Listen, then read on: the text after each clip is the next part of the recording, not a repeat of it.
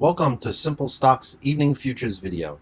Let's take a quick look at the charts and focus on what may potentially happen in a short-term time frame and discuss the levels of interest. Stay tuned.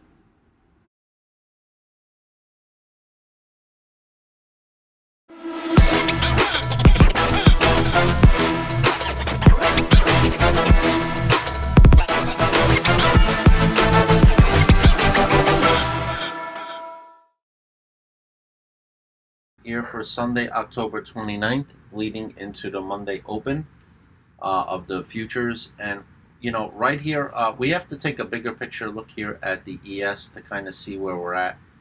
And we're kind of in this zone right here of support that supported. This is the first level of real support that led to the breakout here when we broke this high after how many days? We went from August 15th to 2022 all the way to June. So it almost took a year to finally break this area, and it all originated eventually out of this zone. So I'm going to mark that area. So right now, if I go to the 15-minute, we're looking at a, I think there could be a potential crab pattern here, which still hasn't completed right to 41.18. You could kind of see here. So I'm thinking that, it's also a deep crab here. So you could have a deep crab here too at the 886. So until we get further strength, if we do bounce before we hit this 41.18 area, I would look for 41.70 to be resistance, even possibly 41.51. The bears are in complete control of this chart, and until we get over, until we even get over 41.91, I mean everything is going to be lining up. One blip and we're back down to the bottom again. Okay. The NQ the same. The NQ is trying to hold 14.178. Resistance being 14.458 right now. If it can hold these levels, 14.180 and 14.145, I mean, there's potential to break out to the upside and retest this 14.350 area. So that's something that we got to look at. Okay, but right now it looks like it's just it was coming down and it's kind of going sideways. But 14.180 is going to be a big tell whether we have more downside. One candle close below 14.180 will make the resistance even stronger here at 14.360. The Russell, what is there to say about the Russell other than 1661 is now resistance? There is a harmonic here for sure. So yeah, this is saying that maybe we will get a little bit of a bounce.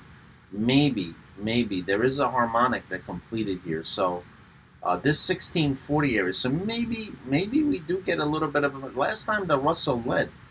So this is making me a little bit bullish for a potential counter rally in the open. Okay, so if that was the case, we would retrace 38% at minimum, and then we could continue to trend down. So you know what? It may go to 1655. That might be a target if we can hold this low. So we might actually, we could, this is, as long as nothing else is going on over the weekend, terrible, that they're using this war to drive market prices down and get people out of the market. This might be a bounce. So this leads at least a little bit of optimism that we might open up a little bit green and then go from there into sellers. We might go green and then back into sellers Monday. Sunday when the futures open. So this is leading me to believe that we might open up a little bit green. But 1655, 1660 is definite resistance. That's definite resistance level for the RTY. So if we bounce, I would look for some type of 1 minute breakdown, and then you can try to reshort at 1660. Oil is interesting. I think it did confirm a 15-minute pattern here the other day, right here. So I think oil is a buy here. There is a bullish action here. So I think it's retracing this move here. But I think oil, if you can get in around 83, 84, 84.40 to 84, they might be making some type of little steep bull flag. But if we break back above 85.35, we could really target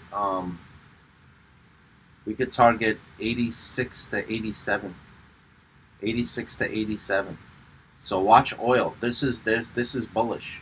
There is a bullish sign. You could target 86. Even if we break 85.33, you could say this should hold.